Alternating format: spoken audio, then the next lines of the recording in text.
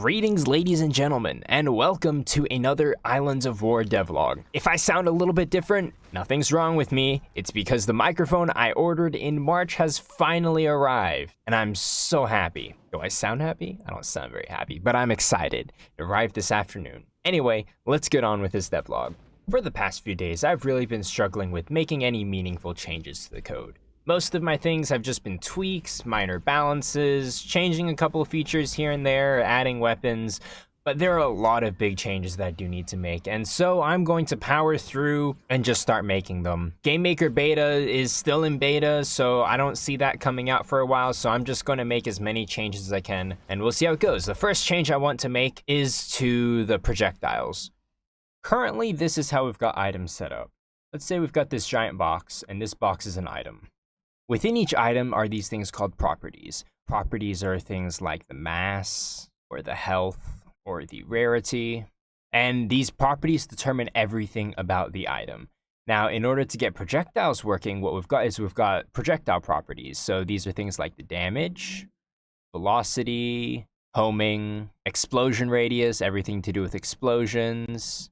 This is just for one projectile. Let's say in the case of crystals, right? Crystals have these things called secondary projectiles, where after this projectile dies, it creates a secondary projectile. So if we want that in the old system, what we'd need to do is we'd need to create a property called like secondary damage. And then if we want secondary projectiles to be able to explode, we need to create secondary explosions. And if we want them to have homing, we need to create secondary homing. As you can see, these are just going to be duplicated. If I want secondary projectiles to be the same as their primary projectile counterparts, we literally have to duplicate everything. For every normal one, we are going to need to duplicate it, which is going to be a problem.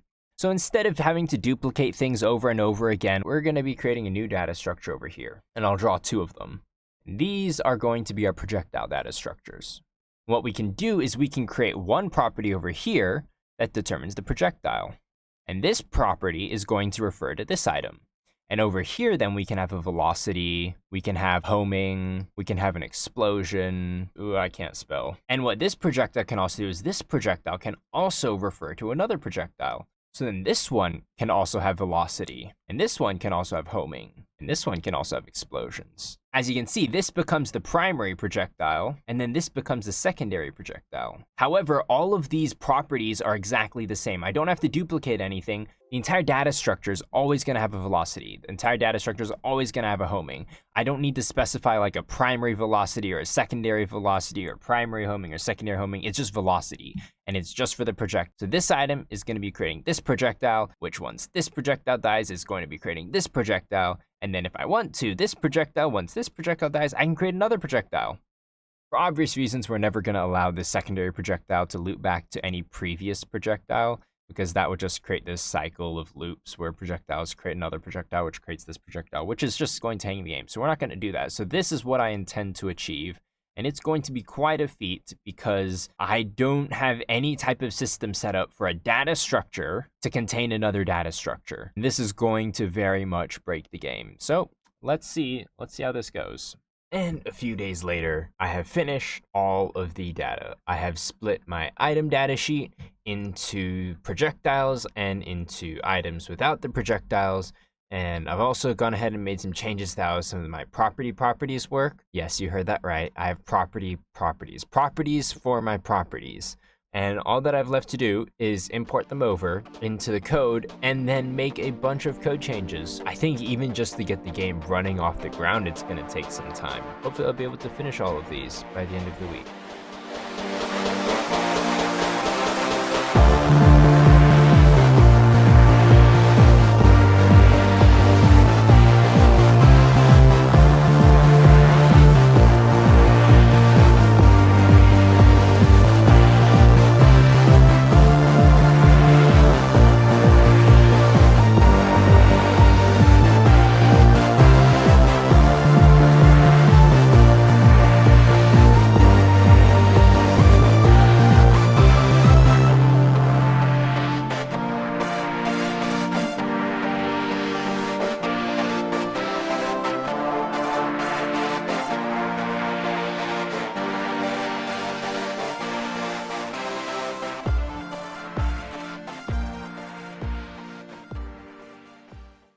I think I've just finished changing everything to support everything necessary to support the game not crashing when I run it. Yeah, there's a bunch of syntax errors. I just want to get this off the ground and make sure the game runs, because I haven't run the game since I made all of these changes and I have no idea what it's going to be. So here we go with the first try. It's probably going to crash. Well, looks like there's going to be a bunch of errors because I changed a bunch of data structures, and I have not accounted for those yet, so time to fix those. Well, actually, that was the only bug preventing the game from running, and so the game's running now, yay! Now it's time to actually create a new game and see if it crashes again. And of course it crashes, and here we go, back to fixing bugs. One bug fix later. Nah, this isn't working. And yet another bug fix later. Here we go. This should work. It worked. It got to the next part. It just didn't make it past that area. If this doesn't work, I'm just gonna go and fix all the bugs and then just come back once everything's fixed or running. So hopefully this works. And it works. Wow. Okay. There we have it. And okay, so I can't shoot yet, so shooting crashes the game. But at least I have the game up and running. After literally hours of bug hunting and trying to find the issue eventually turned out to be a small little problem to do with my variable names and my scope, which was causing things to go crazy, but the arrows were being thrown in the wrong place. Anyway, I finally got my weapons to fire without crashing. Now, it's not creating the bullet things, which I don't know why, and that's what I'm gonna do next, but I finally can fire weapons. Well, whatever this is, it's not really firing without the game crashing, which is an improvement from like 5 hours ago. So there's that. For now, let's see if cannons work, even if saving works. I haven't tested this. Saving works, okay. Let's see if I can shoot. Yes, I can shoot. Let's see if I can deal damage to this poor little thing. Okay. Let's also, while we're at it, I want to test relative velocities, or weapons that ignore relative velocity. So things like bombs might be a good... Oh, okay. Well, got some fixing to do. I actually have no idea what that error means.